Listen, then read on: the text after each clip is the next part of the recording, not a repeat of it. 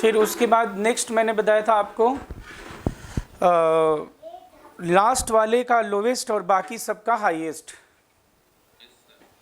Sn का कौन सा स्टेट स्टेबल होता है? Sn का कौन सा स्टेट स्टेबल होता है? और Pb का? ओके। GaCl डिस्प्रपोर्शनेशन शो करता है, GaCl3 और GaCl में कन्वर्ट हो जाता है, Ga में कन्वर्ट हो जाता है। ये बाद में लिखवाया था मैंने आपको, याद है? फिर उसके बाद मैंने बताया था आपको PbI4 एंड PbBr4 का एग्जिस्टेंस नहीं है।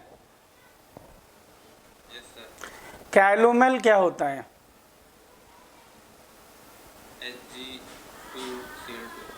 Corrosive sublimate. SnCl2 से अगर हम कोरोसिव सब्लिमेट को रिएक्ट कराएं तो क्या बनता है? पहले कैलोमेल प्लस SnCl4 और फिर कैलोमेल में SnCl2 डालें तो फिर Hg प्लस SnCl4। और अगर आप एक्सेस में पहले ही ले लो SnCl2 को तो फिर सीधे क्या बन जाएगा? Hg0 plus SnCl4। ओके। फिर उसमें मैंने आपको नेक्स्ट क्या बताया था? बोलो। Anhydride,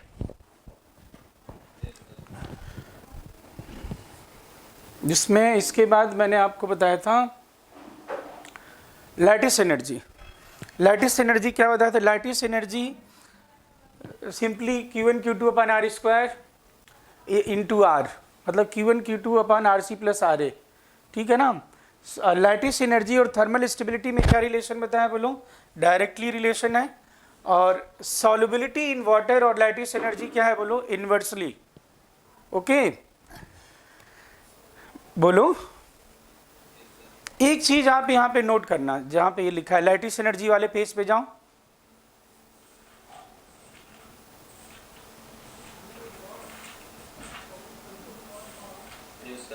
Lattice energy is more dependent on charge, on magnitude of charge on cation and anion.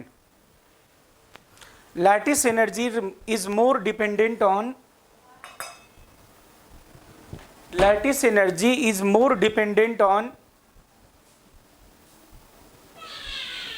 charge, on magnitude of charge on cation and anion as compared to distance. Distance मतलब समझ गए ना? Radius या वे की बात।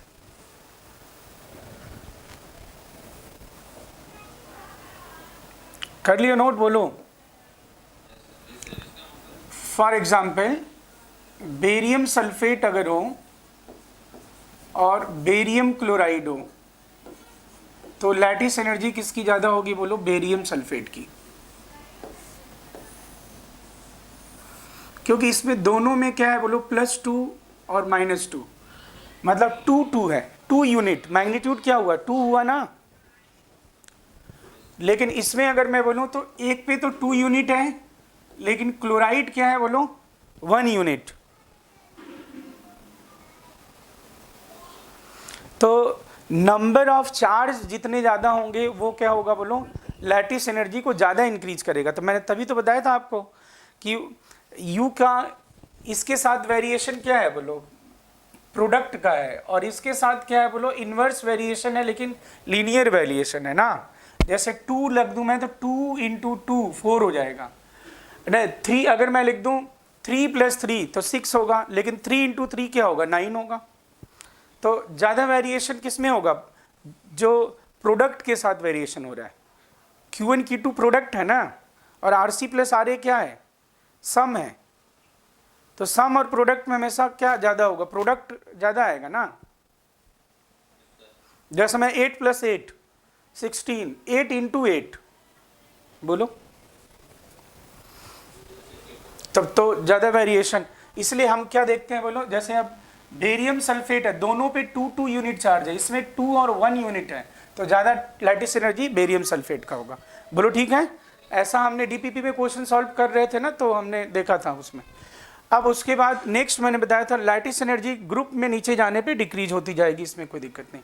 लेकिन अगर मान लो सल्फेट है, ऑक्सीलेट है, इसमें और भी नोट कर सकते हैं ना, ब्रोमाइड है या फिर आयोडाइड है, ये भी तो बड़े आयन हैं। तो इस केस में क्या होगा बोलो, Rc plus Ra approximately Ra के बराबर हो जाएगा, और फिर इस केस में लैटिस एनर्जी नियरली क्या होगी बोलो, हाँ लैटिस एनर्जी में बहुत वेरिएशन नहीं होगा, नियरली सेम होगा, ठीक है ना। फिर उसके बाद बताया था ऐसे केस में if U is constant, in such cases thermal stability और melting point directly proportional to ionic character which is decided on the basis of Fajans rule. Fajans rule में मैं एक चीज याद रखना आपको, स्मॉलर केटायन एंड बोलो लार्जर एनायन मोर कोवैलेंट, बोलो ठीक है ना। जैसे मैं लिथियम आयोडाइड का बोला, यहाँ पे देखो क्या है। अब इसमें दो टर्म मैंने बताया था, एक तो पोलराइजेशन पावर और एक पोलराइजेबिलिटी। तो पोलराइजेशन पावर क्या होता है बोलो, it is the capacity of any cation to attract electronic cloud of anion, is is directly proportional to charge density, inversely proportional to size. जितना छोटा केटायन होगा उतना पोलराइजेशन पावर ज्यादा होगा, बोलो ठीक है। उसके बाद मैंने एनायन की बात करी थी, एनायन की कौन सी प्रॉपर्टी होती है, polarisability. It is the capacity of any anion to attract electronic cloud, नहीं सॉरी मैं गलत बोल गया, it is the capacity of any anion to share its electronic cloud with cation. तो इलेक्ट्रॉनिक क्लाउड को शेयर एनायन तब कर पाएगा जब एनायन कैसा होगा बोलो, it will be having larger size. Large size होगा तो न्यूक्लियस का इलेक्ट्रॉन पे जो पकड़ होगी वो क्या होगी, कम होगी, और इलेक्ट्रॉन वो शेयर कर सकेगा। और शेयरिंग टेंडेंसी मतलब क्या हो गया, तो मतलब more polarisation power and more polarisability makes more covalent, ये हुआ मतलब, ठीक है ना। बोलो ओके बालक, ठीक है। उसके बाद मैंने बताया था हाइड्रेशन एनर्जी। तो हाइड्रेशन एनर्जी में मैंने आपको बताया था कि it is directly proportional to charge density, और जितनी हाइड्रेशन एनर्जी ज़्यादा होगी क्या होगी बोलो, सॉल्युबिलिटी उतनी ज़्यादा होगी। यहाँ पे मैंने एक ऑर्डर बता दिया था आपको, और ये सब भी डायमीटर ऑफ हाइड्रेटेड आयन समझ गए थे ना, जो जितना छोटा केटायन होगा वाटर में वो उतना बड़ा होगा। कंडक्टेंस की बात अगर मैं करूँगा और आयनिक मोबिलिटी की, तो ये जस्ट रिवर्स हो जाएगा, यस या नो, ठीक, डाउट नहीं है इसमें, ओके डन है ना बेटा। और सॉल्युबिलिटी अगर मैं बोलूँ तो hydration energy should be greater then lattice energy, और अगर मान लो लैटिस एनर्जी ग्रेटर है तो फिर इनसॉल्युबल होगा, अगर इक्वल है तो रिवर्सिबली सॉल्युबल होगा। फिर मैंने बताया था अगर जैसे सॉल्युबिलिटी की बात करें, इस केस में सॉल्युबिलिटी मैंने कैसे देखा है, देखो lattice energy is nearly constant, then solubility कैसे डिसाइड होगा बोलो, हाँ तो यहाँ पे जो ये लिखा हुआ है ये बेसिकली किसका ऑर्डर लिखा है बोलो, it is order of hydration energy. और हाइड्रेशन एनर्जी आप किसका देखते हो, केटायन का ना, यहाँ पे तो एनायन तो कॉमन है, यस या नो, ठीक है ना। अब मैंने बताया था किस केस में हाइड्रेशन एनर्जी भी नियरली कांस्टेंट होगा, in case of fluoride and hydroxide of second group hydration energy is nearly constant because hydration energy is more contributed from which side, hydroxide and fluoride, which are common in all cases। तो ऐसे case में जब hydration energy common है, nearly same है, तो हम कैसे solubility देखेंगे, then will be decided by lattice energy. Lattice energy जानते ही हो, तो फिर सॉल्युबिलिटी क्या होगा बोलो, क्या होगा बोलो दुष्ट, सॉल्युबिलिटी अभी इसमें क्या होगा, इसमें सॉल्युबिलिटी ऑर्डर क्या होगा, इंक्रीजेस डाउन द ग्रुप और डिक्रीजेस डाउन द ग्रुप लिखा होगा, बिट देखो लिखा होगा solubility of second group of fluoride and hydroxide in water increases down the group ना, because lattice energy decreases, lattice energy decrease होगी तो सॉल्युबिलिटी क्या होगी, इंक्रीज होगी ना। तो फिर कैसे बोल रहे हो, अभी हाइड्रेशन एनर्जी तो कॉमन है ना इसमें, यस या नो पहले बताओ मुझे, इसमें कहीं डाउट आ रहा है? इसमें कहीं डाउट आ रहा है? No sir. पक्की बात है ना, तो भूल कैसे गए आप? तो ये स्टेटमेंट लिखवाया है कि नहीं मैंने, एक बार चेक कर लेना, क्योंकि यहाँ पे नहीं लिखा हुआ ना स्टेटमेंट मैंने। सर लिखा है। हाँ वही मैं कह रहा था, ये लिखा होगा स्टेटमेंट। अब नहीं बेटा इधर आ गई प्लीज। तो फिर इसमें नेक्स्ट मैंने आपको बताया था इनऑर्गेनिक एनहाइड्राइड। एनहाइड्राइड समझ गए थे ना? Remove the maximum number of water so as no hydrogen could be left, no hydrogen could be left, ठीक है, ओके। फिर मैंने यहाँ पे एक बताया था, देखो mixed anhydride. What is the mixed anhydride? those anhydride in which in water produces mixture of two oxo acid, for example N2O4, it will produce HNO2 and HNO3, okay balak? Yes sir. Condition for a given element to exist as an independent cation in aqueous medium, तो इसके लिए क्या होना चाहिए? Hydration energy should be greater than ionisation energy. फिर मैंने बताया था जैसे बोरॉन B+3 के फॉर्म में नहीं एग्जिस्ट कर सकता। Why it cannot exist as a B+3? Because ionization energy is greater than hydration energy. फिर मैंने टर्म बताया था जबकि एल्युमिनियम एग्जिस्ट कर सकता है, डिसप्रपोर्शनेशन। तो HNO2 +3 में है, +3 का हाईएस्ट क्या होता है भाई? नाइट्रोजन का हाईएस्ट क्या होता है? +5। हाँ +5 में और +2 में कन्वर्ट होगा। बड़ा आसान है, 3 का डिफरेंस ऐसे करना कि 5 और 2 दोनों का डिफरेंस कितना? 3 है ना? बोलो। Yes sir. हाँ, तो HNO2 HNO3 और NO में कन्वर्ट होगा। मैंने H2SO3 का बताया था आपको, ये किस में कन्वर्ट होता है? बोलो +4 का सल्फर का हाईएस्ट क्या होता है? +6। तो सल्फेट दोनों में बन जाएगा। Now what is the difference कि जब मेटल होगा तो लोवेस्ट में कन्वर्ट हो जाएगा, रिड्यूस हो जाएगा ये, क्योंकि डिस्पो में क्या होता है? डिस्पो में हायर और लोअर दोनों में कन्वर्ट होता है ना, तो लोवेस्ट इसमें -2 होगा, इसमें 0 होगा। बोलो समझ गए ये कि नहीं? Yes sir. याद हो जाएगा। नाउ इसमें मैंने बताया था आपको HOCl को हीट करोगे तो HClO3 और HCl बनेगा, +1 से +5 में कन्वर्ट होता है। और HClO3 का जब करोगे ना तो HClO3 ये जो नंबर है उसका अगला क्या है? 4, HClO4। और ये जो 4 होगा ना, नहीं +7 की बात नहीं कर रहा हूँ, मैं कर रहा हूँ याद करने की बात, वो तो ऑटोमेटिक चेंज हो जाएगा, वो तो +5 से +7 होगा, वो तो छोड़ दो तुम। HClO3 को हीट करोगे तो क्या बनेगा? तो तुम +7 वगैरह मत सोचना, HClO4 में +7 है, वो तो कैलकुलेट हो जाएगा। और फिर ये जो 4 है ना नंबर, ये नंबर जो नेक्स्ट प्रोडक्ट बनेगा उसका ऑक्सीडेशन स्टेट होगा।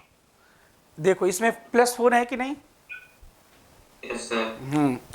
अब मैंने बताया था फास्फोरस वाले केस में बड़ा आसान है। फास्फोरस वाले में क्या करना है आपको? +3 हो या +1 हो, बस किस में कन्वर्ट होता है? +5 और -3 में, ठीक है, यस। ओके। उसके बाद नेक्स्ट बताया था कॉम प्रोपोर्शनेशन। कॉम प्रोपोर्शनेशन मतलब दो डिफरेंट कंपाउंड है जिसमें एलिमेंट सेम है और वो एलिमेंट डिफरेंट ऑक्सीडेशन स्टेट में है, बट वो दोनों एलिमेंट जो डिफरेंट ऑक्सीडेशन स्टेट में है वो एक कंपाउंड बनाए और वो किसी एक गिवन ऑक्सीडेशन स्टेट में हो, दो डिफरेंट से एक ऑक्सीडेशन स्टेट बने। जैसे इसमें देखो क्या है, H2S है -2 में, SO2 +4 में, लेकिन बाद में दोनों कन्वर्ट किस में हो रहा है? सल्फर 0, -2 से भी 0 में कन्वर्ट हो रहा है, +4 से भी 0 में। It is a com proportionation, dispo का जस्ट अपोजिट है, okay. Now heating effect. Heating effect में मैंने बताया था आपको बाइकार्बोनेट। चलो बताओ जल्दी से, बाइकार्बोनेट किस में कन्वर्ट होता है? CO3 NS कार्बोनेट है। CO3 मतलब वही हो गया carbonate H2O CO2। Yes sir. हाँ, जैसे सोडियम बाइकार्बोनेट, कैल्शियम, ये सब बता दिया था। अब उसके बाद हम आ गए थे कार्बोनेट में। फर्स्ट ग्रुप कार्बोनेट थर्मली क्या होते हैं? स्टेबल या अनस्टेबल? बेटा Aditya 1 minute.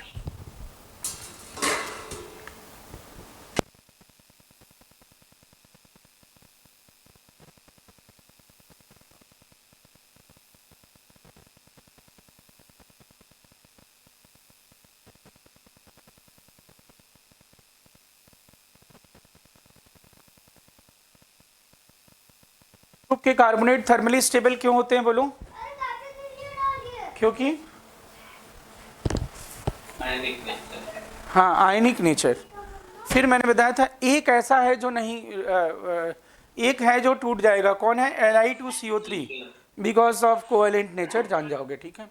Now second group carbonate क्या होंगे बालक, बोलो आदित्य? स्टेबल। हाँ, ये थोड़े से अनस्टेबल होंगे क्योंकि लेफ्ट से राइट जाने पे केटाइन की चार्ज डेंसिटी इंक्रीज होती है, क्योंकि साइज क्या होता है? साइज क्या होती है बोलो? हाँ, फिर अब ये कन्वर्ट हो जाएंगे MO और CO2 जनरल, ये डिकम्पोजिशन का पैटर्न है। तो जैसे कैलेमाइन, कैलेमाइन किस में कन्वर्ट होगा? ZnOCO2 में। कैलेमाइन नाम से पूछा जाएगा, ZnCO3 गिवन नहीं होगा। Now ZnO show the color temperature dependent color and the change in color is due to change in intercrystalline structure or due to loss of oxygen या due to F center formation। बोलो ठीक है? Yes, sir. जो cool होगा वो white होगा, white लिखा ना, और जो हॉट होगा वो येलो होगा, ठीक है। और जो ये कूल वाला है इसको फिलोसफर्स वुल भी कहते हैं। नाउ PbCO3 PbO बनाएगा, ठीक है।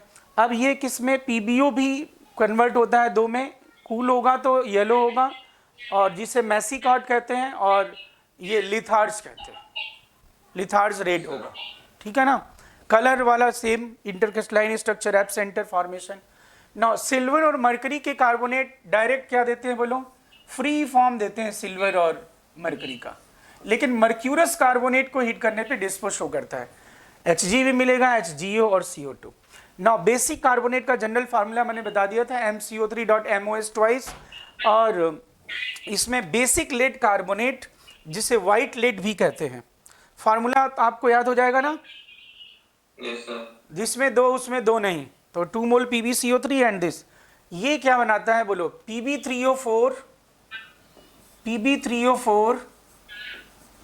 PbO4 जिसे रेड लेड या फिर मैं बोलूं सिंदूर, सुना है ना सिंदूर? Yes, sir. हाँ, तो सिंदूर भी है, यही होता है सिंदूर।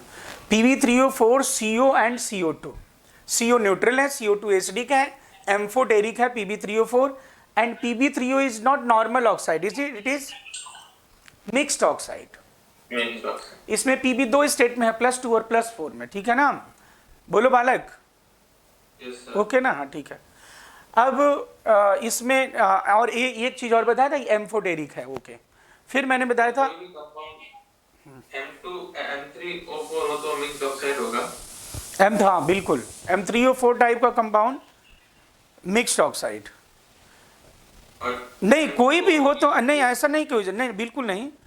M3O4 कह रहे हो ना? M3O4, हाँ बिल्कुल सही है। Fe3O4, Mn3O4, ये सारे मिक्स ऑक्साइड हैं। Okay sir. हाँ, अब यहाँ पे नेक्स्ट मैंने इसमें बताया था कैसे ये हुआ होगा। तो ये मैंने बताया था हाइड्रोक्साइड को हीट करने पे क्या बनता है बोलो? Get converted into oxide without change in oxidation state, और इसमें रिडॉक्स रिएक्शन होकर के CO और CO2 दोनों बना होगा। बोलो ठीक है? Yes sir. अब मैंने नेक्स्ट बताया था आपको बेसिक कॉपर कार्बोनेट जिसे मैलेकाइट कहते हैं, CuCO3.COS ट्वाइस। ये होता है आपका ब्लू कलर का, ये देगा CO2। इसमें CO नहीं मिलेगा, क्यों? क्योंकि Cu+2 भी हाईएस्ट है और CO2 का C+4 भी हाईएस्ट है, तो हाईएस्ट होने की वजह से कोई रिडॉक्स नहीं हो पाएगा। Okay yes sir. और मैलेकाइट ग्रीन कलर का होता है, ठीक है। उसके बाद नेक्स्ट मैंने बताया था heating effect of ammonium salt. इसमें मैंने केस 1 बताया था, case 1 is dip N2। Dip N2 वाले में क्या बताया था मैंने? They will produce what? N2 produce करेंगे। तो इसमें आपको अमोनियम के तो है ही है, खैर। अब इसमें D for dichromate, I for iodate, P for perchlorate, और लास्ट के 2 N फॉर नाइट्रेट, नाइट्राइट। बस ठीक है। लास्ट के जो 2 हैं उसमें कुछ नहीं करना, उसमें 2 मोल वाटर रिमूव करना, प्रोडक्ट मिल जाएगा। एक में N2O मिल जाएगा, एक में N2 मिल जाएगा। बोलो डन है? Yes, sir. और बाकी इसमें आपको डिप N2 वाले में ऑरेंज कलर का डाइक्रोमेट होता है, N2 और Cr2O3 मिलता है। क्रोमियम का कोई भी ऑक्सीजन कॉन्टेनिंग कंपाउंड हीट करने पे एक प्रोडक्ट Cr2O3 देता है। अमोनियम आयोडेट है तो N2I2O2 मिल जाएगा, परक्लोरेट है तो N2Cl2A मिल जाएगा, बाकी ये बता ही दिया था डिप N2। अब हम बात करेंगे कि sp2cs2, ये जो sp2cs2 वाले टोटल 6 कंपाउंड हैं, 2 2 4 2 6, ये 6 अमोनियम के कंपाउंड क्या देंगे बोलो, अमोनिया ही देंगे, मतलब फिक्स है ammonia, they will produce ammonia. मतलब 2 तरह को हो गए, 6 तो कंपाउंड हो गए अमोनियम के अमोनिया देने वाले, और वो डिप N2 वाले में कितने थे, 5 ना, वो 5 क्या देते हैं बोलो, N2 देते हैं, बस ठीक है ना। तो अब इसमें मैंने एक बता दिया था S फॉर सल्फेट, तो देख लो क्या बन जाएगा। दूसरा P फॉर क्या बताया था, फॉस्फेट, अमोनियम फॉस्फेट का कैसे बना दिया था, P2O5, आप जान गए थे। इसमें बाई प्रोडक्ट भी जानना होता है। फिर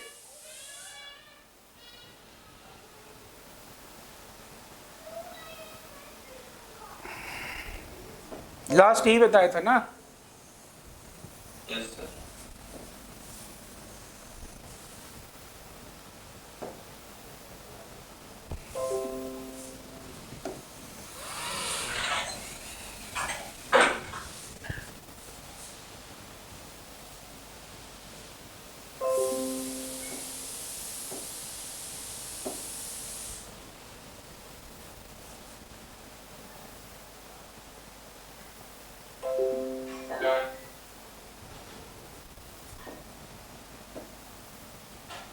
हाँ बालक। अब इसमें हम लोग कौन सा लिखने वाले हैं, थर्ड है ना, ठीक है। थर्ड है अमोनियम फॉस्फेट, हो गया था ना, क्या था, sp2, हाँ ये है मैग्नीशियम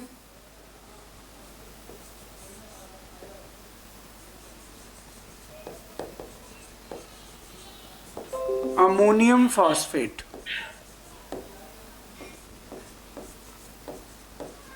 है ये भी फॉस्फेट ही, लेकिन ये क्या है बोलूं, मैग्नीशियम अमोनियम फॉस्फेट है।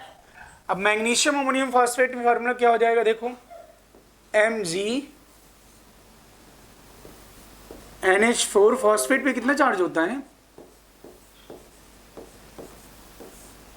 -2, तो -3 है, तो साफ साफ पता चल गया होगा ना आपको, +2 +1 और -3, ओके बैलेंस, यस सर, ठीक है। मैग्नीशियम अमोनियम फॉस्फेट, अभी मैग्नीशियम अमोनियम फॉस्फेट को जब हम हीट करते हैं तो किस में कन्वर्ट होगा, it will be converted into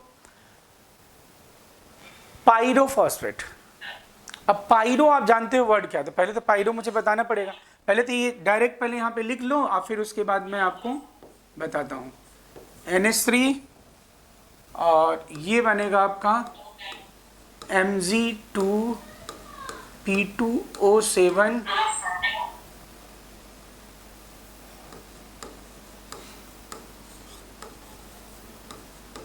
magnesium pyrophosphate,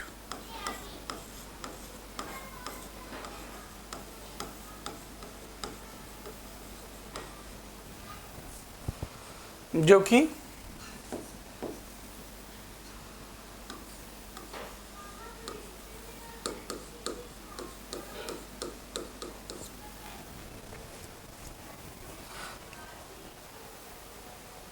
बोलो ठीक है। अब यहाँ पे आपको एक नोट लिखना होगा,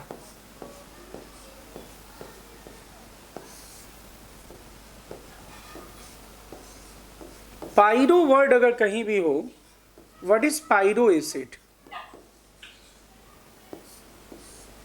पायरो एसिड का क्या मतलब है, चाहे पायरो फास्फोरिक हो, पायरो सल्फ्यूरिक हो, या कोई भी ऐसा। तो पायरो मीन्स क्या होता है, 2 मोल एसिड को लिखो ऐसा, पायरो एसिड में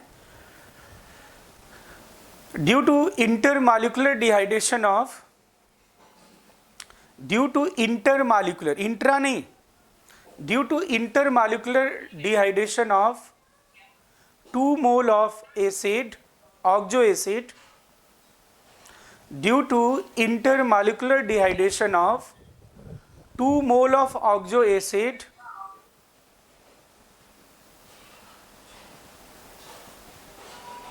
Yes, sir. pyro acid is formed. Pyro acid is formed due to intermolecular dehydration of 2 mole of oxo acid. Pyro acid is formed. Sir, P2O5 भी pyro acid है. नहीं, पायरो से वो तो एनहाइड्राइड है. Yes, sir. Anhydride तो वो anhydride तो मैंने बताया ना आपको, एनहाइड्राइड मतलब तो अलग ही हो गया ना. एनहाइड्राइड अलग चीज है, उसमें कोई भी हाइड्रोजन नहीं बचना चाहिए. बोलो.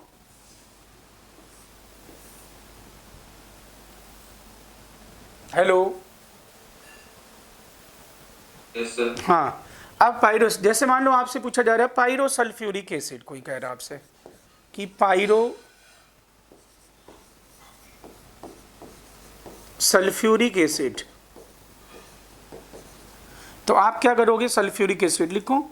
सल्फ्यूरिक एसिड जानते हो, एस डबल बॉन्ड हो, ओ एच और ये ओ एच. कितने मोल लिखना है भाई? 2 मोल. और ये कंडेंस कर दो इसको, एक का एच एक का ओ एच रिमूव कर दो. यही होता है ना intermolecular dehydration between the molecule. बोलो.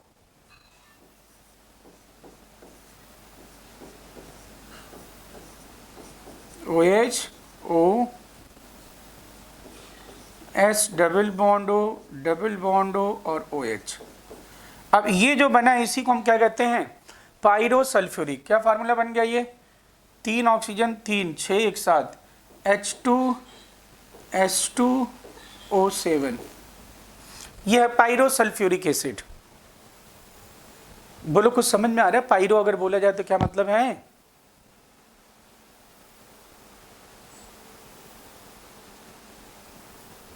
Yes, sir.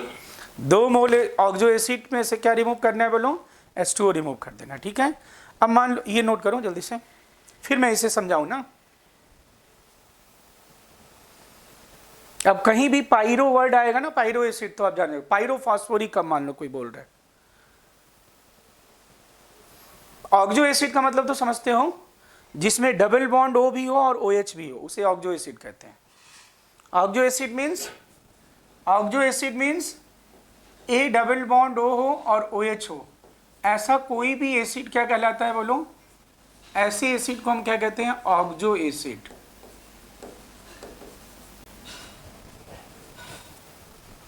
A double bond O जो है ना, डबल बॉन्ड O ग्रुप, उसी को ऑक्सो कहते हैं.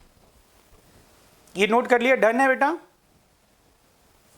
आदित्य बोलो. Yes, sir. Yes, sir. आगे बढ़े. Yes, sir. अब मान लो आपसे कोई कह रहा है pyrophosphoric acid. Pyrophosphoric acid,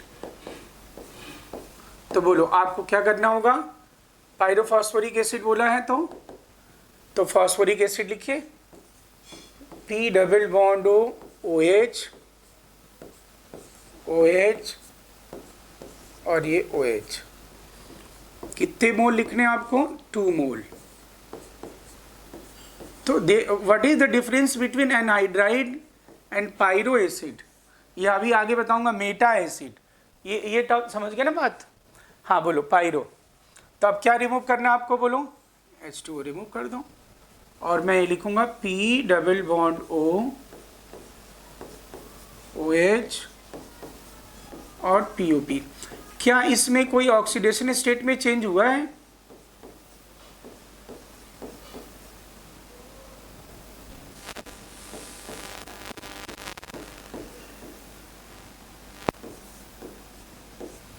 oxidation state में कोई चेंज हुआ है? बोलो. No, sir. ऑक्सीडेशन स्टेट वही है, ठीक है ना। तो पायरो का मतलब समझ गए Aditya? Yes sir. Okay done. अब हम बात करते हैं ये जो लिखा हुआ अपना हमने जो यहाँ पे लिखा हुआ है, एक चीज़ और बताते हैं, एक और टर्म लिख लेंगे फिर मैं बताऊंगा, ठीक है। मेटा एसिड, अगर कहीं भी अगर ऐसा वर्ड आता है मेटा एसिड, तो मेटा एसिड का क्या मतलब होता है? तो मेटा एसिड का मतलब होता है, देखो कि एक मोल कंपाउंड लो, एक मोल ऑक्सो एसिड, एक मोल ऑक्सो एसिड लिया और H2O रिमूव किया, और ये जो बनेगा फिर वो क्या है बोलो, इट इज मेटा एसिड। तो ऐसा लिखिए, due to intramolecular dehydration, due to intramolecular dehydration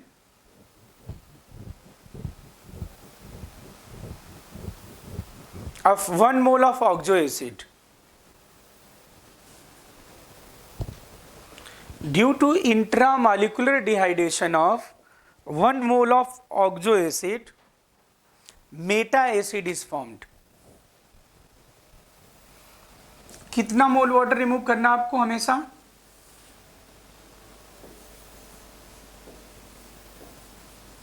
always, हाँ, ऑलवेज रिमूव 1 मोल H2O। और ये कैसा, मैं यहाँ भी मेंशन कर दूं, इट इज इंटरमॉलिक्यूलर डिहाइड्रेशन और इंट्रा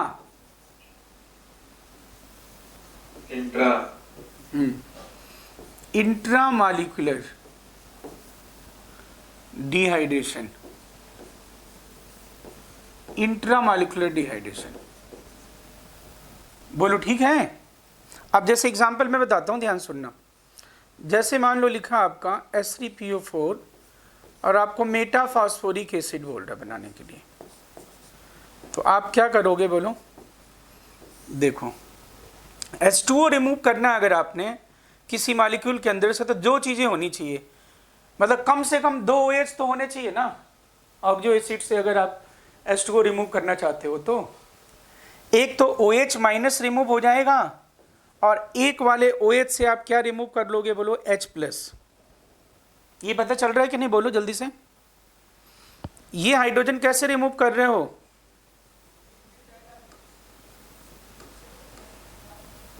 H+। और ये OH कैसे रिमूव कर रहे हो? OH-। तो OH माइनस रिमूव होगा तो P फॉस्फोरस का ऑर्बिटल खाली होगा, तो इधर से P पाई D पाई करा दूंगा। Yes sir. तो ये अब जो बना है ना, देखो P डबल बॉन्ड O, और एक और क्या बन जाएगा बोलो? आदित्य बोलते चलो, डबल बॉन्ड O और बन गया ना, और H2O रिमूव हो गया। अब ये जो बना है ना HPO3, HPO3 हुआ ना फार्मूला, देखो तो ये इसी को हम क्या कहते हैं? It is known as meta. अब बाकी ये तो आप जानते ही हो, नाइट्रोजन फैमिली में आएगा, सारे ऑक्सो एसिड एक जगह, अ सीरीज फास्फोरिक एसिड। बोलो मेटा का मतलब समझ गए क्या? बोलो जल्दी से। Yes sir. तो अगर बोरिक एसिड से बनाना है मेटा बोरिक एसिड, तो क्या बनाओगे अभी बताओ मुझे। चलो ये पहले नोट करो फिर।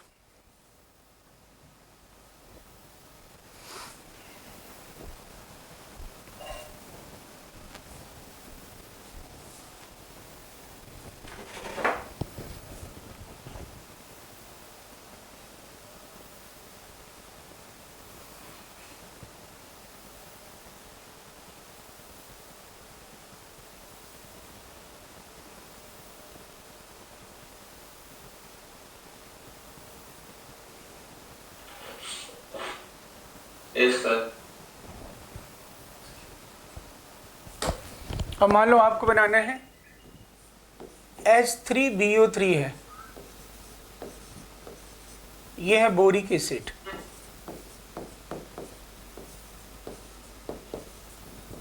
अब आपको मेटाबोरिक एसिड बनाना है, तो क्या बनाओगे जल्दी से बताओ?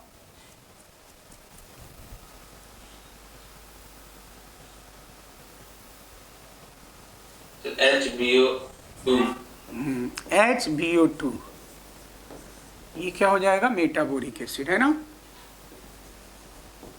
तो पायरो और इसका मतलब समझ गए क्या बेटा, बोलो मेटाबोरिक एसिड।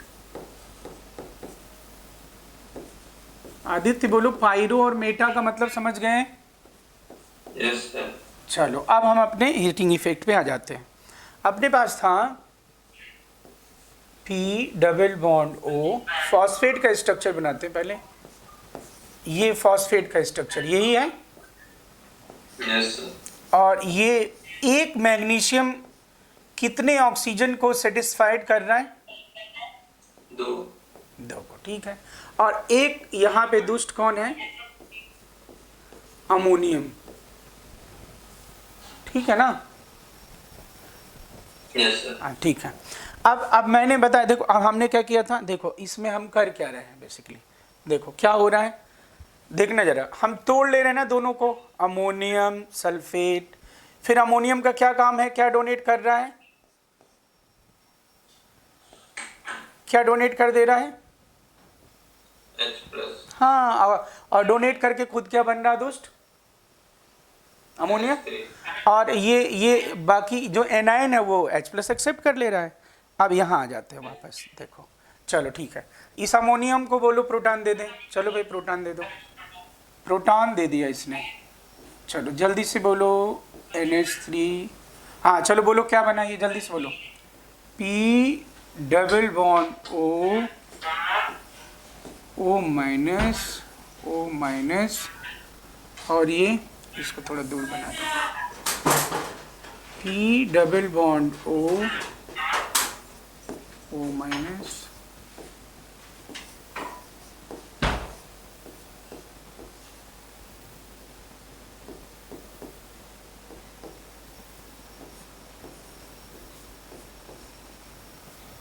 चलो यही बना कि नहीं,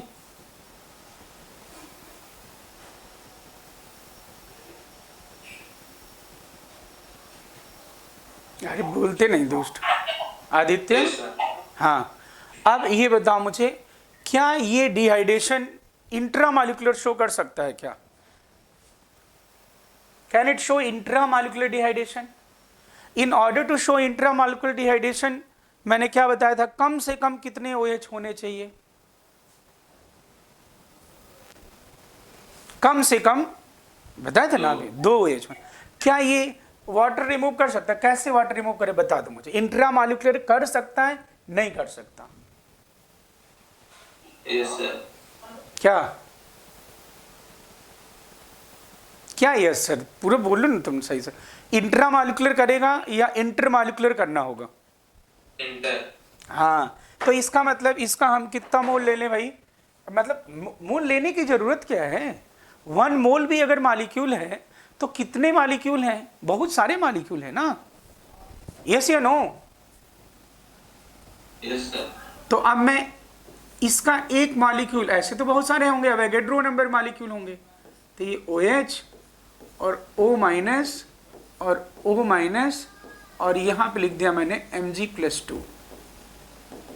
अब बोलो ये 2 हो गए। अब बताओ, it cannot show intramolecular dehydration, तो अब देखो ये क्या कर रहा है, अब बोलो ये क्या बना, चलो बोलो फटाक से, P double, 2 molecule oxo acid के अगर डिहाइड्रेशन शो करते हैं तो उसे हम क्या कहते हैं, उस वो जो एसिड बनेगा उसे मेटा कहते हैं कि पायरो कहते हैं, बताओ।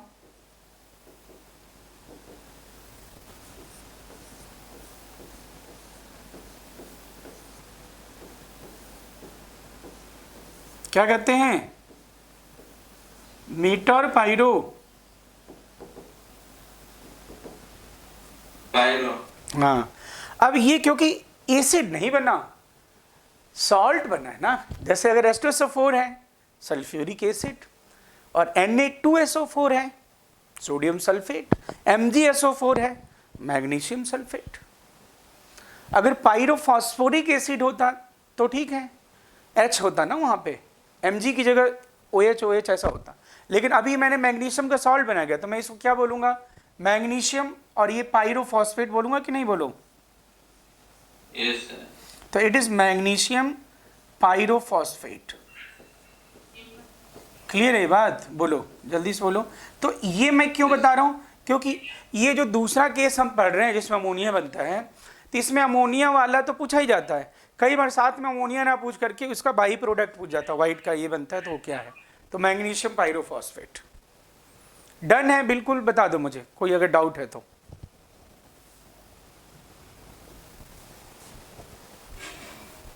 आदित्य बोलो, क्या बोल नहीं रहा तुम दुष्ट? यस सर, नोट कर रहा हूँ।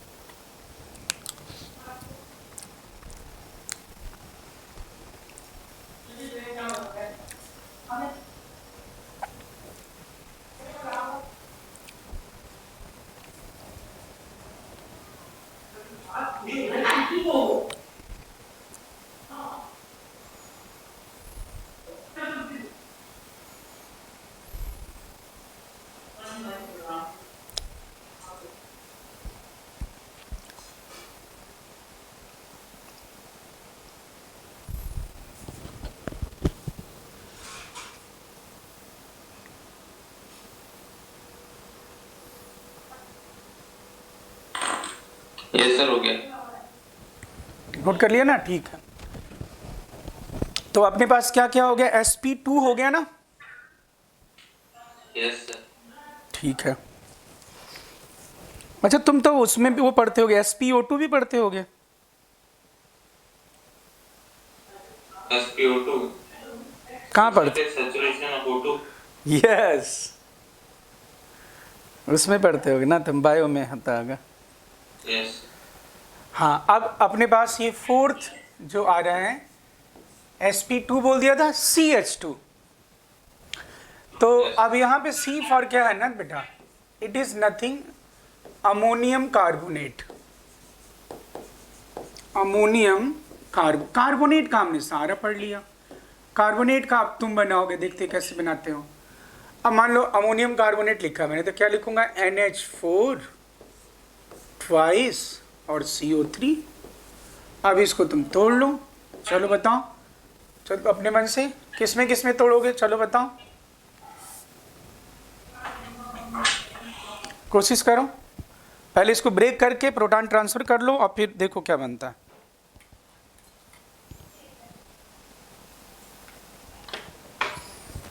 इसमें थोड़ा अखरोट डाल दें।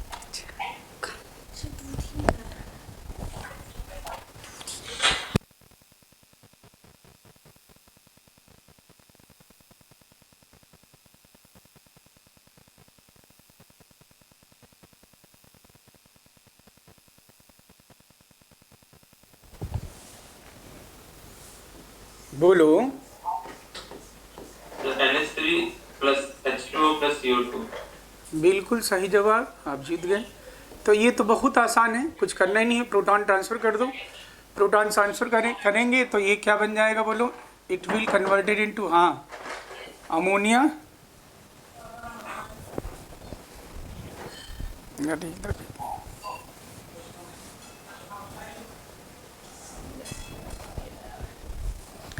ये क्या बन जाएगा, अमोनिया प्लस क्या बना, H2CO3, और H2CO3 फिर टूट जाएगा किसमें H2O प्लस CO2।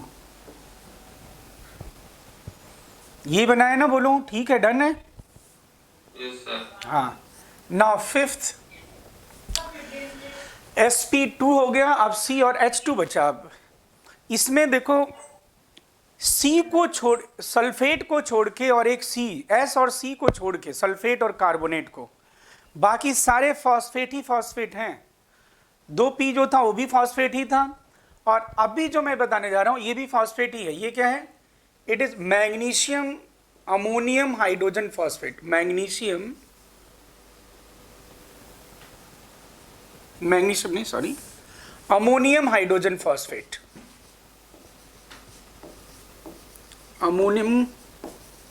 अमोनियम तो खैर सब में कॉमन है, ammonium hydrogen phosphate, hydrogen phosphate, हाँ, अमोनियम हाइड्रोजन फॉस्फेट।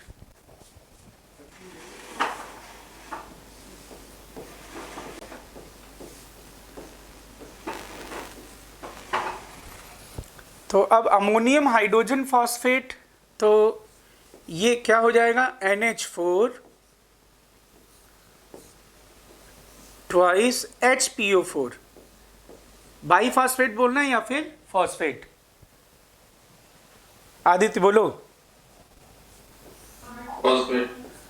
हाँ, हाइड्रोजन फॉस्फेट या फिर बाई फॉस्फेट, ठीक है ना। अब इसका स्ट्रक्चर बना लो, कैसे मैंने बताया ये तोड़ के, वैसे इसे भी अब ब्रेक कर लो, किसमें 2 अमोनियम हो गया, और ये क्या होगा, P डबल बॉन्ड OH,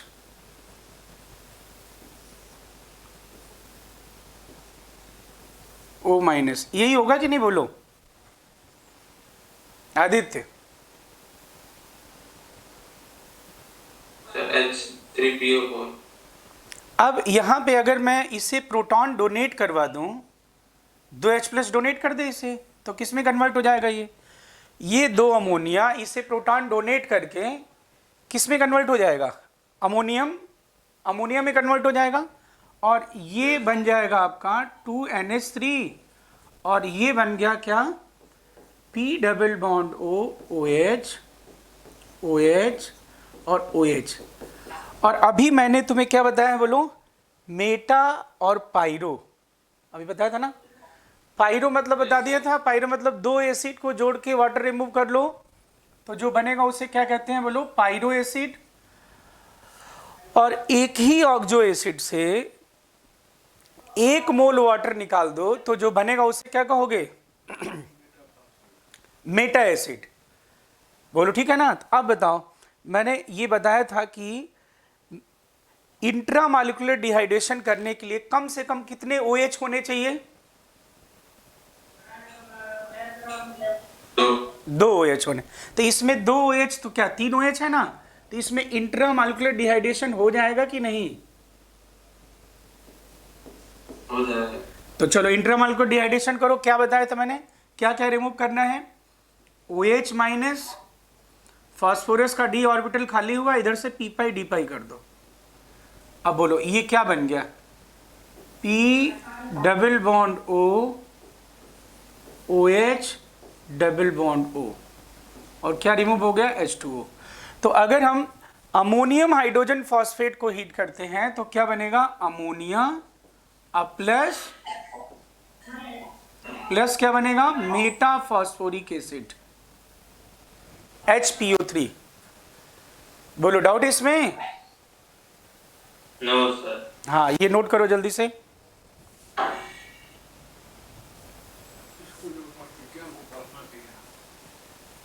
तो नोट किए हुए पढ़ी,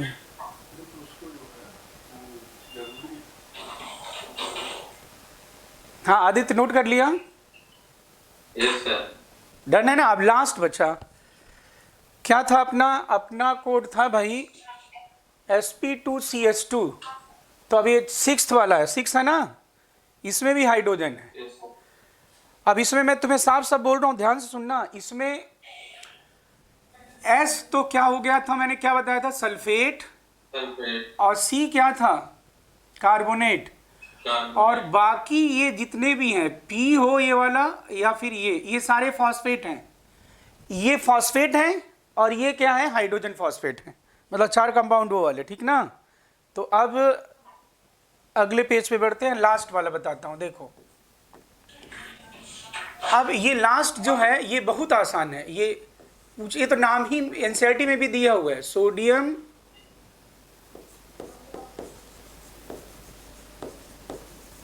अमोनियम हाइड्रोजन फॉस्फेट। ये जैसा नाम है वैसे ही फार्मूला बन जाएगा। ये पिताजी भी बताए थे, वही याद है मुझे। सोडियम जैसा नाम है वैसे फार्मूला है। ये सोडियम, फिर लिख लो अमोनियम, अब फिर लिख लो हाइड्रोजन, और ये फॉस्फेट, है ना। लेकिन इसको एक नाम से और पूछा जाता है। नाम तो जो भी गिवन होगा, तुम्हें पता है कॉमन नेम गिवन होगा ना, जो भी वो तो याद रखना होगा, और वो याद रिवीजन करने से याद हो जाता है। माइक्रोकॉस्मिक सॉल्ट, इसे क्या कहते हैं? आदित्य बोलो, सुनाई दे रहा है कि नहीं आवाज? बोलो। माइक्रोकॉस्मिक सॉल्ट बोलते हैं इसे। तो माइक्रोकॉस्मिक सॉल्ट का फार्मूला ये, सोडियम अमोनियम हाइड्रोजन फॉस्फेट। देखो कितना आसान है। अब इसे हीट करोगे तो क्या बनेगा? देखो बहुत आसान है ये तो। अब पहले स्ट्रक्चर लिख लो, इसका लिखो स्ट्रक्चर क्या बना, पी डबल बॉन्ड ओ, और क्या क्या है भाई, फॉस्फेट का पहले स्ट्रक्चर बना लो। फॉस्फेट का ये हो गया स्ट्रक्चर।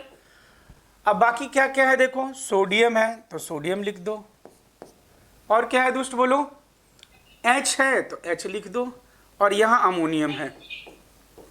अब बताओ, ये जितने मैंने अमोनियम के सॉल्ट का हीटिंग बता रहा हूँ, इसमें अमोनियम क्या डोनेट कर दे रहा है बोलो? प्रोटॉन डोनर है ना, प्रोटॉन डोनर है, यस। तो अब जरा प्रोटॉन इससे बोलो प्रोटॉन डोनेट कर दे, और प्रोटॉन डोनेट करके खुद किस में कन्वर्ट हो गया? NH3 में। और ये अब क्या बन जाएगा जल्दी से बताओ, P डबल बॉन्ड O, बोलते चलो, OH, और ये भी अब क्या बन जाएगा? अमोनियम प्रोटॉन दे दिया तो ये भी OH ही हो गया ना आदित्य? Yes sir. हाँ। और अब बताओ, ये इंट्रामॉलिक्यूलर डिहाइड्रेशन शो कर सकता है कि नहीं? इंट्रामॉलिक्यूलर डिहाइड्रेशन शो करने के लिए कम से कम ऑक्सो एसिड के पास कितने OH? 2 H होना चाहिए। तो 2 है कि नहीं इसके पास? Yes sir. तो बस अब 2 H हैं, तो फिर अब क्या करो, क्या क्या रिमूव करते हैं?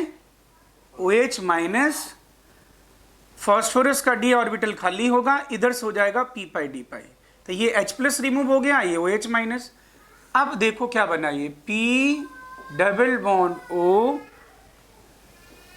डबल बॉन्ड O, और ये क्या बना, O माइनस Na प्लस, मतलब इसे आप ऐसे लिख सकते हो ना, NaPO3। देखो HPO3 को तुम क्या बोलते थे?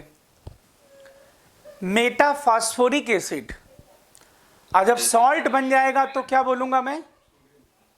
सोडियम मेटाफॉस्फेट।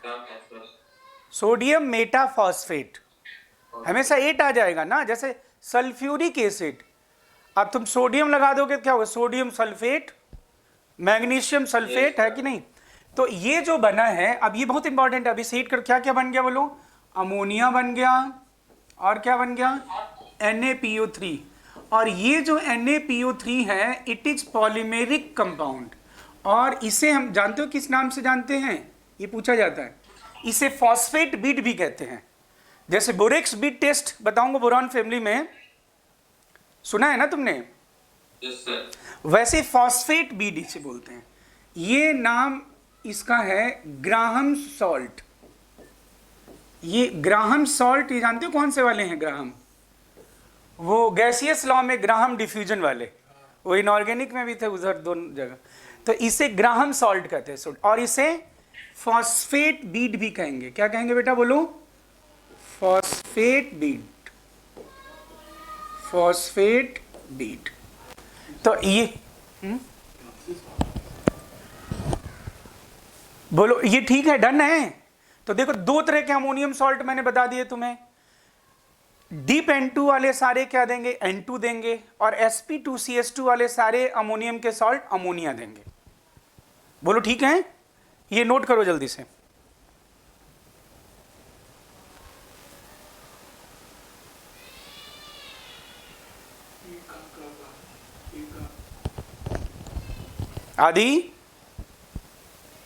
Aditya, yes sir. आवाज आ रही है? सर इसमें ऊपर NaPO3 ब्रैकेट के बाद क्या है? एन लिखा है। जैसे पॉलीमर है ना, पॉलीमर में क्या मैं बोलूंगा पॉलीथीन, तो पॉलीथीन में कितने इथीन, हजारों मॉलिक्यूल है कि नहीं। Yes sir. चाहे पॉलीविनाइल क्लोराइड बोलो तो हजारों मॉलिक्यूल। तो ऐसे ही ये क्या होता है, पॉलीमेरिक कंपाउंड है। फॉस ये जो Na-PO3 है, HPO3 का भी पॉलीमर। अब यहाँ पे मैं तुम्हें हीटिंग इफेक्ट डिस्कस कर रहा हूँ। जब हम नाइट्रोजन फैमिली पी ब्लॉक में पढ़ेंगे, फास्फोरस वाले ऑक्सो एसिड सारे पढ़ेंगे, तो उसके सारे बताएंगे कि मेटाफॉस्फोरिक एसिड किस फॉर्म में कैसे एग्जिस्ट करता है, साइक्लिक पॉलीमर, असाइक्लिक पॉलीमर सारे बताएंगे। ये नोट कर लिया हैं? सर कर रहा हूँ। हाँ कर लो।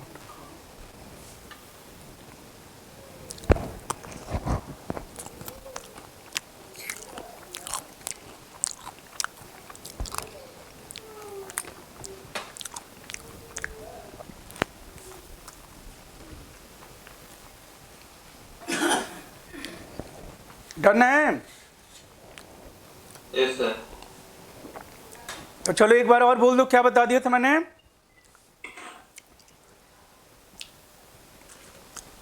केस 2 वाले में बताया था जो, नहीं पहले केस 1 वाला वापस बोलो।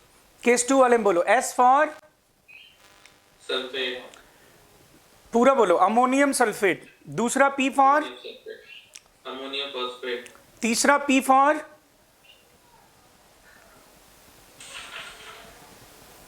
मैग्नीशियम अमोनियम फॉस्फेट, फॉस्फेट, और उससे मैग्नीशियम पायरोफॉस्फेट बनेगा बाई प्रोडक्ट।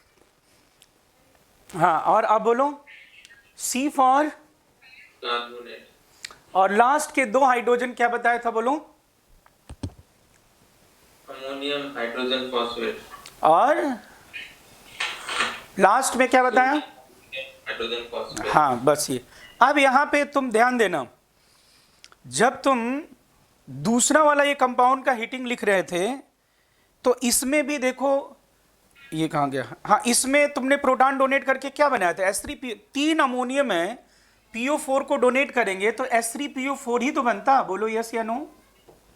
Yes sir. लेकिन तुमने यहाँ पे P2O5 बना दिया इसका, एनहाइड्राइड। यहाँ पे मेटा एसिड नहीं बनाया, एनहाइड्राइड, मतलब ऑक्सो एसिड से इतने वाटर रिमूव करना है कि कोई हाइड्रोजन बचे ना, दैट इज एनहाइड्राइड ना। Yes sir. अब जरा इधर पहुंचना, जिससे कि तुम्हें बाद में पेपर में न डाउट हो। अब इसमें भी जो, हाँ यहां पे आओ, यहां भी देखना जरा क्या बना है ये। क्या ये S3PO4 नहीं है? Yes sir. ये भी तो S3PO4 है, लेकिन मैंने यहां पे क्या बनाया है बोलो?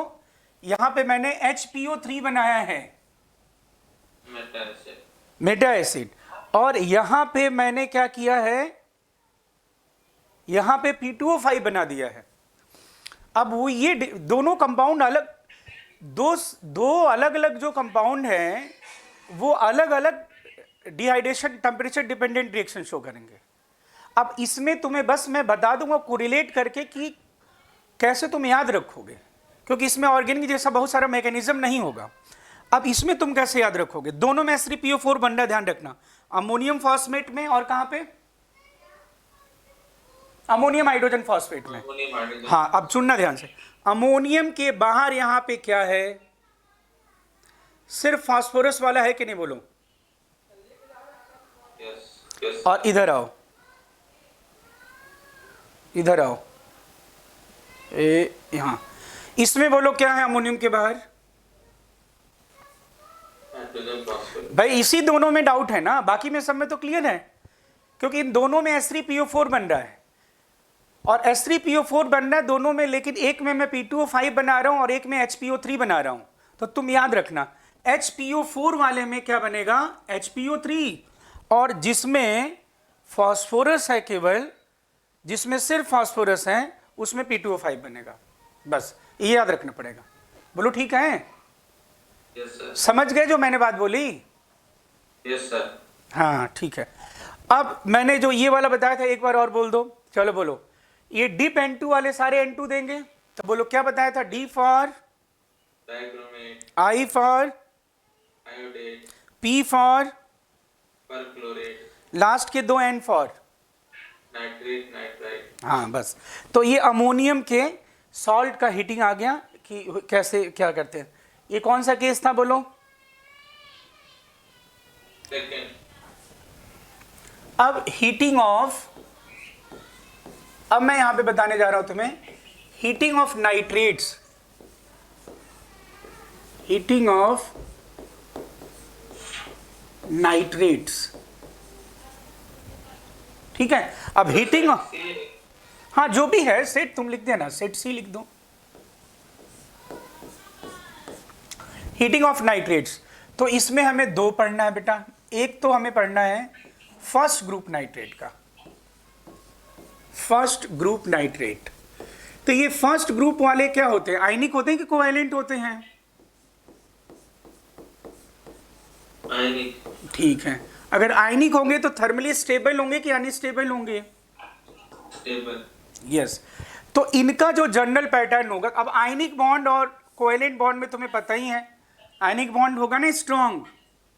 Yes, sir. तो अब देखो, अगर तुम MnO3 को, ये MnO3 में लिख रहा हूं, MnO3 मतलब यहाँ पे M प्लस, यहाँ पे क्या है ये सोडियम, पोटेशियम, रुबिडियम, सीजियम, ये सब बोलो ठीक है।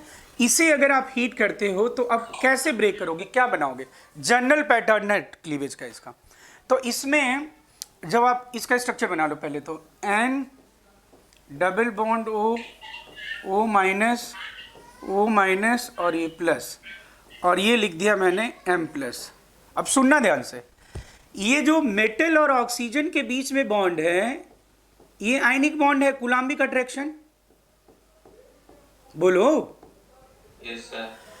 ये नहीं टूटेगा।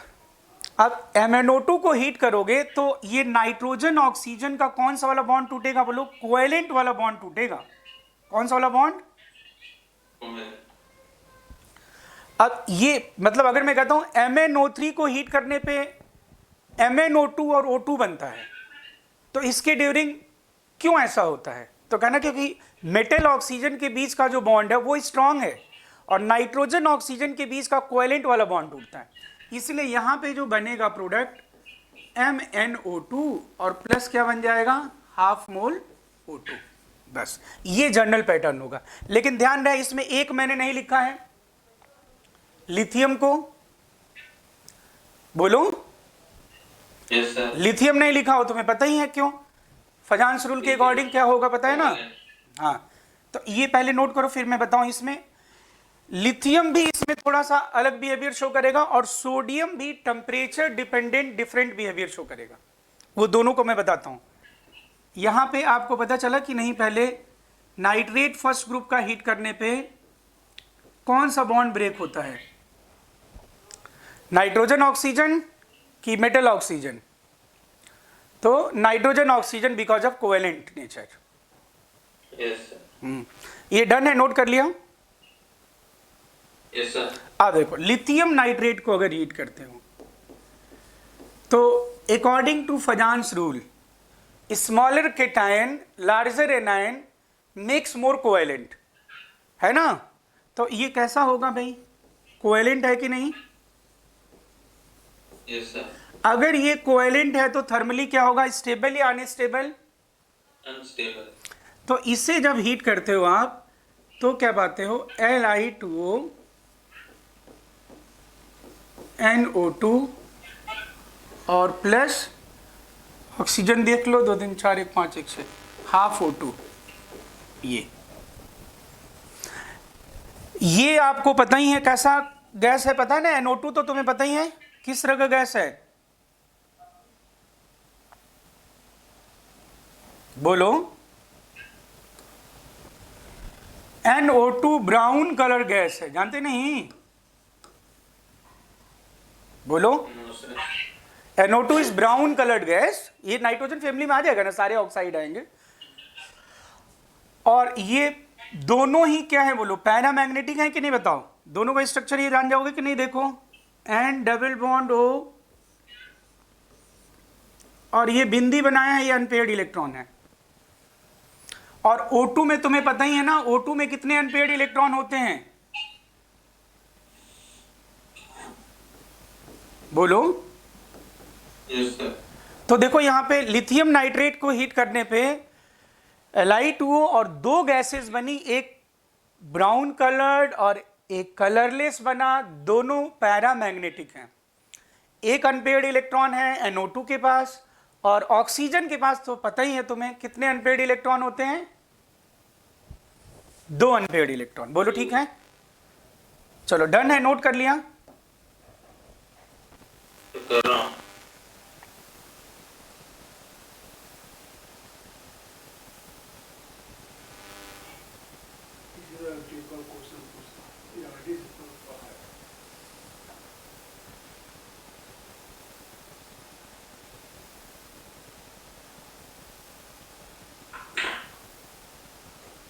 सर आज ये टॉपिक खत्म हो जाएगा?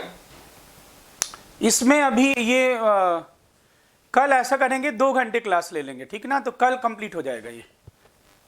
अभी इसमें बहुत सारे हैं ना, क्लोराइड्स हैं, हैलाइड्स हैं, फिर सल्फेट है, फिर ऑक्साइड है, फिर एसिड है, ठीक है, 3 है, 3 और हैं, 3 4 है। अभी जितने हीटिंग इफेक्ट होंगे ना, P ब्लॉक हो चाहे S ब्लॉक हो, चाहे हाइड्रोजन हो, चाहे DF ब्लॉक हो, चाहे मेटलर्जी हो, सभी का हीटिंग इफेक्ट एक ही जगह है। ये नोट कर लिया, बोलो डन है, ओके। अब इसमें लिथियम के बाद जो कोवेलेंट नेचर होगा वो कौन सा होगा, बॉर्डर लाइन पे होगा NaNO3। तो NaNO3 को अगर हम 500 डिग्री सेल्सियस तक हीट करते हैं तब तो ये बनता है आपका NaNO2 प्लस हाफ O2, ठीक है। लेकिन अगर इसे आप 800, बहुत इंपॉर्टेंट है ये, जे में भी आ चुका है, अजय के क्वेश्चन तुम लोगों को नीट में रिपीट होते हैं, इस पे हीट करते हो तो ये पूरा टूट जाता है, किसमें किसमें, सोडियम ऑक्साइड, ऑक्सीजन और किसमें, नाइट्रोजन में।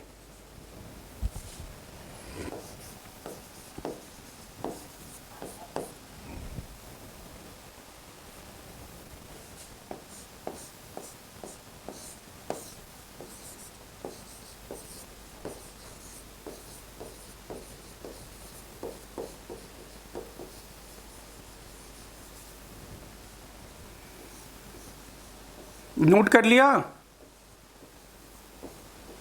आदित्य? एक सेकेंड। हाँ, अभी जो सेकेंड ग्रुप नाइट्रेट होगा उसका कोवेलेंट नेचर क्या होगा, थोड़ा ज़्यादा होगा ना, क्योंकि लेफ्ट से राइट जाने पे केटायन का साइज क्या होता है, डिक्रीज होता है ना थोड़ा। Yes sir. तो पोलराइजेशन पावर क्या होगा, इंक्रीज हो जाएगा, इसलिए कोवेलेंट होगा। तो ये जो क्लीवेज है ये बिल्कुल कार्बोनेट की तरह है। तुम जरा कार्बोनेट को बोलना, कार्बोनेट वाला बोलना, किसमें किसमें कन्वर्ट होता है कार्बोनेट, MCO3 किसमें किसमें, MoCO2, यही ना है। तो अब इसमें भी वैसे ही बनाना है, MO और CO2 की जगह क्या लिखना,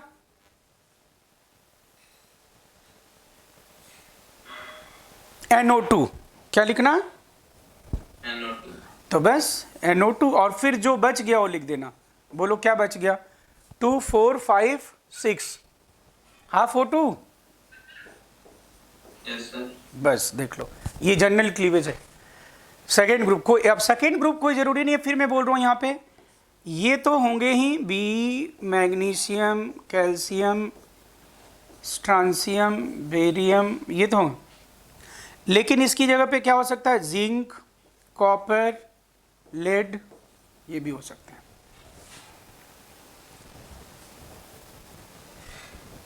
बोलो ठीक है।